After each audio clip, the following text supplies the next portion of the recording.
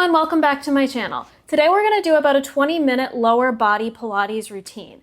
This routine is going to include a lot of things like bridges, side-lying leg lifts, and also a lot of pulses to really help burn out those legs and burn out those glutes. This will be great to target some of the harder to reach muscles in your lower body and in your legs and your glutes. And this can also be seen as a form of glute activation if you're really struggling to activate some of those muscles. For this workout, you're not going to need any equipment, but if you want to make it more difficult, you can go use a resistance band or ankle weights. So highly recommend having an exercise mat. That's everything we need to go over, so let's go ahead and get started. All right, we're going to get on our mat. I'm going to get my timer started, and we're going to start off with a bridge lying on the mat. So it's just going to be a normal bridge. Normal bridge. So we are going to press into the ground and we are going to squeeze our glutes to lift our hips. We're going to push into the ball of that big toe and our heel. We're going to keep our hips and in a straight line. So we're not going to let one come off more than the other. And we're just going to press into the ground. We're going to engage that stomach by keeping a neutral spine and a good rib to hip connection as well. If you want to make it harder, you can put your hands up here. You want to push those, be sure to push those knees forward as well.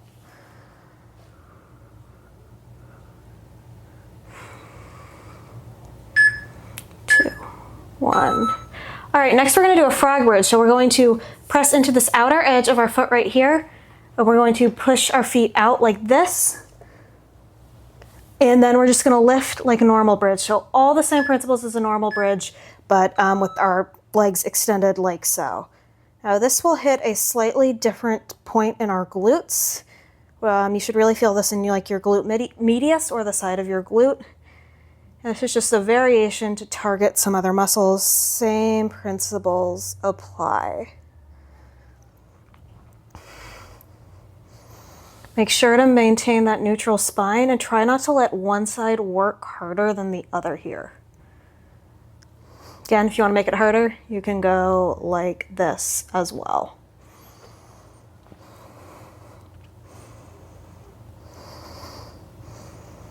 Also, while you're lying like this, always remember to keep your nose and your belly button in a straight line. All right, so next we're going to do a marching bridge. So we're going to get back into the bridge position we were already in. And we're going to bridge and then march one leg up at a time, like so. While you're doing this, you want to keep your hips in a straight line, and you want to make sure you are not like overly rotating on one side or the other. So there's a few ways to modify. If you don't think you can do that, just keep doing that normal bridge. Doing it on 2 feet will make you strong enough to do it on 1 foot. Instead of going 1 and then 1 like that, you can go 1 and come down, other 1 and come down. You want to make sure you're doing the same thing on both sides. So if one side is weaker than the other, be sure to do what you can do on the weaker side because you don't want a ton of strength imbalances to develop. You also want to make sure your knee isn't coming in past your hip joint. So you want to make sure you're keeping it at a 90-degree angle because when you're doing that, your abs are no longer working. All right, now we're going to get into our side lying portion of this. So first we're going to start off with a side lying leg lift. So it doesn't matter what side you start on because we're going to hit both sides. 2, 1. So we're just going to do a normal leg lift like so. We're going to keep our hips in a straight line and we're going to point our bottom hip down. And we want to keep that ankle active as well. If you're just letting your ankle collapse passively, you're not going to get the maximum benefit out of the exercise. We want to keep also our knees in a straight line as we're doing this as well.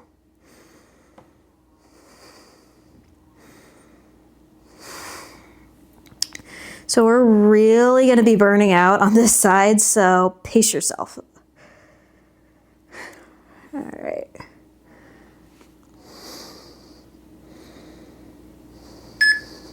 Two, one more. All right, next we're going to do that, but we're going to pulse in the middle of that range of motion. So just like so. Your glutes should feel like they're on fire by the end of this, I promise. All right, 1. Just gonna pulse, slow and controlled. We're gonna stay in the middle of that range of motion. We're We're not gonna let ourselves tip over like this. We're gonna stay in a straight line. If you need to keep your hand here, totally okay to do that. We want to keep our foot active. We want to keep our ankle active. I can already feel my glutes screaming at me, so I know this is going to be a good workout. Drop me a comment and let me know if you feel that as well. Pulsing, pulsing. If you have to drop and relax, let yourself do that. It's okay. I want you to do you and you to work through a range of motion that is challenging but not painful. You never want it to be painful. Challenging and painful aren't the same thing. 2, 1. All right, now we're going to switch sides. So same exact range of motion, but on the other side. So we want to keep our hips in a straight line. We want to keep our top hip pointed down. We want our ankle to be active as well. And we're going to go through our entire range of motion, keeping everything in a straight line, and don't let yourself collapse downward like that. This can feel differently on one side versus the other because one side could be stronger, one side could be weaker, just be things unique to your body, but try to replicate the exact same range of motion. You don't want to be doing a range of motion that's much greater on one side versus the other. You want to keep it as even and as balanced as you can. Alrighty. I can make sure my hips stay in a straight line. All right, we're gonna do those pulses. All right, so we're gonna just do the same thing that we did on the other side, just work through that range of motion. We wanna keep those hips in a straight line and we wanna keep this top hip pointed down. We're just gonna pulse through the middle of that range of motion. This shouldn't be a huge range of motion, and wherever you're doing these side leg lifts, you don't wanna throw your leg around like this. You want to keep it slow and controlled. The slower you go, the harder it's going to be.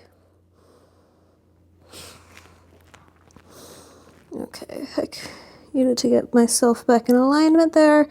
You got to do that. That's okay. Again, if you want to give yourself a break, you can give yourself a break. And always keep those hips in as straight a line as you can get them. Ah, my glutes are screaming at me. I hope they're screaming at you. If you don't feel your glutes activate during things like this, check your form.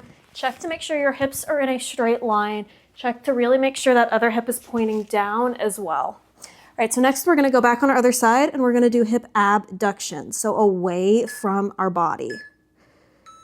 All right. Same philosophy. Our hips are in a straight line. Our top hip is still pointed down, and we're just going to take it, instead of going a straight line, away from our body. We don't want to take ourselves out of alignment. And that bottom leg is also still working to keep yourself in a straight line. So you don't want it to be passive so you collapse like that. You want to keep it in a straight line. Going off on what I was saying before, if you don't feel this, check your form. Check to make sure your this hip is pointed down and your hips are in a straight line and you're moving slowly and controlled. Another thing to also keep in mind here is you want to maintain a good rib to hip connection to engage those abs so you're in the proper alignment. So you're actually engaging your glutes and not something like your hip flexors or your lower back. So we're going to do pulses again for the hip abduction. All right. 1.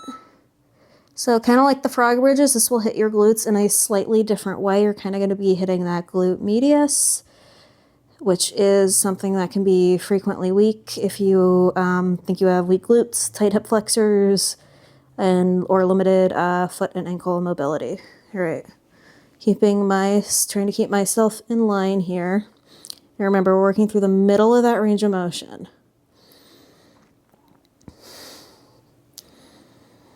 I hope you all don't hate me yet because this is going to get a little challenging. We still got some more side lying motions and pulses to do.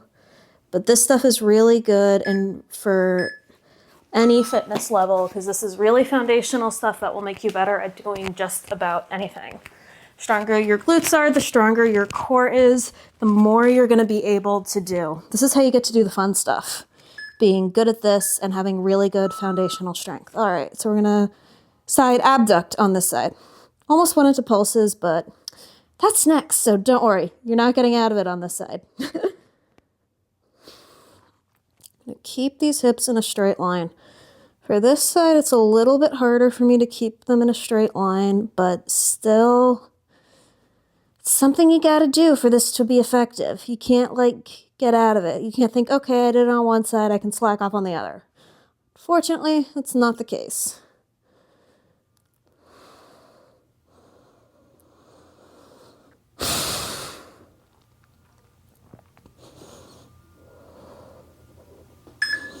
Two, one. All right, now we got those pulses coming up. You guys excited? I'm gonna keep these hips in a straight line. We wanna keep this hip pointed down, and we're just gonna go through the middle of that range of motion. We don't want our ankle to collapse inward as well. We wanna keep it active.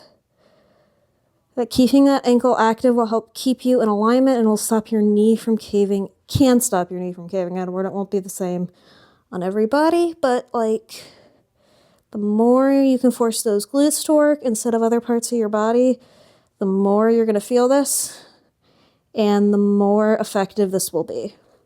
This might not seem like a giant range of motion, but if you're doing these effectively, if you're doing these correctly, it is an insanely effective range of motion. All right. Pulsing, pulsing, pulsing.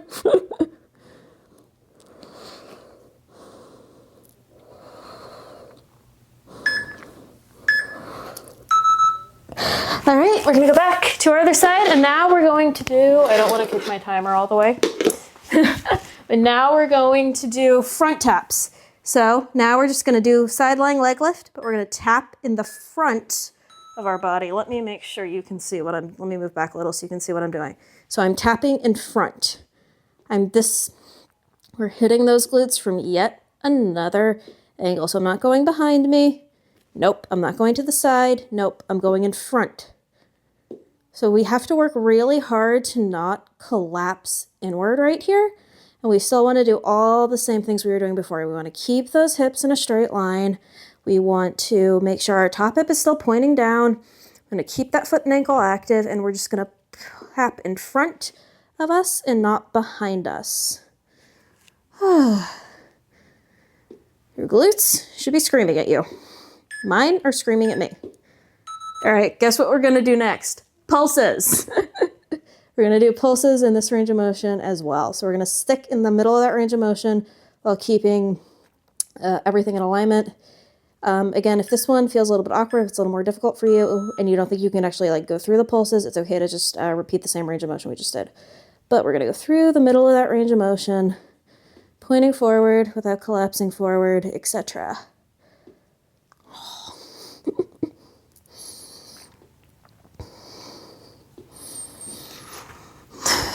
Glute exercises like these are so foundational, and I guarantee you, if you add these to your weekly splits, your weekly routine, you're going to be working so much more effectively throughout your lower body. You're going to be standing a lot better, and you're actually going to have a sense of what it means to engage those glutes, rather than just like not understanding why glute work isn't working. You have to go through ranges of motion like these to understand it. All right, same thing on the other side.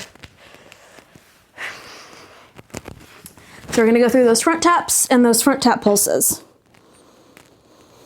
I'm gonna get my hips in a straight line, point my hip down. This is my weaker side, so it's always a little bit harder for me on this side. And front, gonna tap in the front. Keep that ankle active as well. For me, that is key to getting my glutes active. When I just like feel like when I feel like I'm not using it or not like actively resisting force through the bottom of my foot, I don't feel this as much. But when I feel like I have to resist some imaginary force through the bottom of my foot, I feel this so much more through my glutes. It's all about building that mind-muscle connection, which is so important. All right, pulses. These are actually our last pulses, so yay!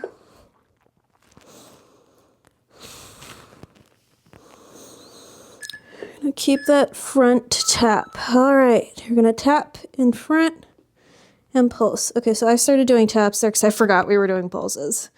You gotta do those pulses. Ah! They are not like the most fun thing you'll ever do, but I swear they're worth it.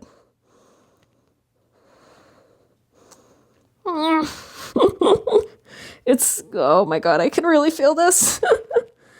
You can tell me how much you hate me in the comments, but I hope you hate me in a good way. Because, oh, this is harder than I thought it was gonna be.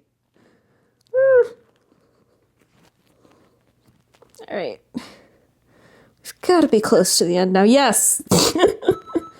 All right, now we're gonna do fire hydrant. So we're gonna switch sides again. I hope I'm not making you insane switching sides.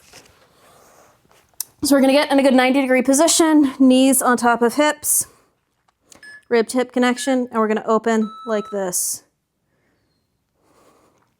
We wanna keep also our shin, our knee, and our ankle in a straight line. So you don't want one rotating one way or one like pointing upward either. You wanna keep that in a straight line. Your bottom side is working to support you and not collapse. When you see me put my hand back there, I'm checking to make sure my bottom hip is not collapsing.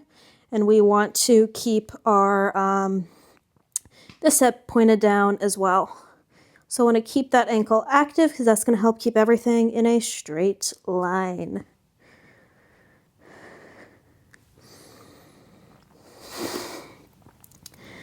Keep working through this. All right, we're going to switch sides. No pulses for these. All right. Same thing we've been doing.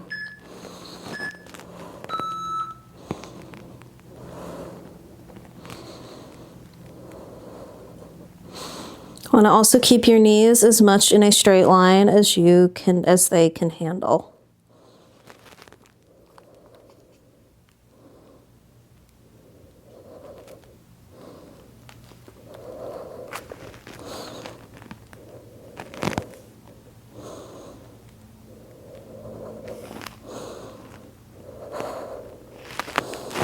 Keep that shoulder pointed down as well. You don't want to like completely crunch it up. Same thing we've been doing. 2, 1. All right, so now we're gonna lie on our stomach and we're going to do prone leg lifts. So we're gonna lie on our stomach. We're gonna keep our feet out just about shoulder width and we're going to lift. We're gonna squeeze those glutes to lift.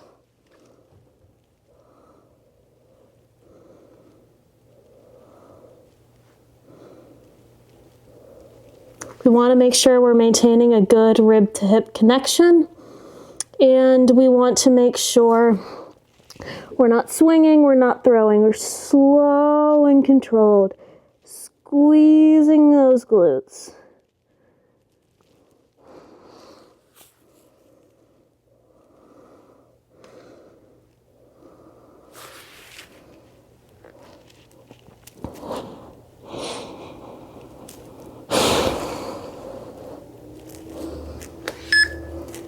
Two, 1. All right, last exercise. We're gonna be prone on our back again, and we're going to do double taps. So we're gonna get in that same position. We're going to go out and tap twice in the center, out and then twice in the center. All right, last 45 seconds of work. You can do this. You can do anything for 45 seconds if you put your mind to it, and I know you're all capable of that. That is something why I absolutely love like doing interval training like this, is because you can do anything for 45 seconds. It will end. You will be able to move on to something else. You will be able to move on to another fun, exciting challenge rather than just staying on something forever. This kind of intervals are really good if you get bored easily. I'm going to tap those heels together. Out and then tap. You still want to maintain that really good rib tip connection. You want to keep your nose in line with your belly button. You want to make sure you're doing the same thing on both sides. You don't want one side to be more dominant than the other. All right, That was our last interval. Great job, everyone. You got your workout in for today. I hope your glutes are screaming at you because they are screaming at me right now. If you did this with a resistance band or any ankle weights, I am insanely proud of you, and I hope you feel, and you should really feel this tomorrow in your glutes, because I felt very challenged doing this with body weight, and you should. I hope you did as well. You can use this kind of as a standalone workout if you just want to really target those glutes. If you want to be adventurous and try this maybe twice in a row, you could also do that. This is really good if you were looking for a lower impact glute workout, maybe some active recovery, or if you're really just trying to figure out how do I target and activate those glutes. This workout will get you working through basically targeting those glutes at lots of angles, and you should maybe feel like you understand how to activate something like your glute medius after doing this. Always remember to like, comment, and subscribe. That really helps with the algorithm, and that really helps this channel grow. Drop me a comment. Let me know what your favorite exercise was. Let me know if you kind of felt the pain or torture of this, or maybe you thought it was fun. So drop me a comment. Let me know. I love it when you guys do that, and I will see you next week. Thanks, everyone.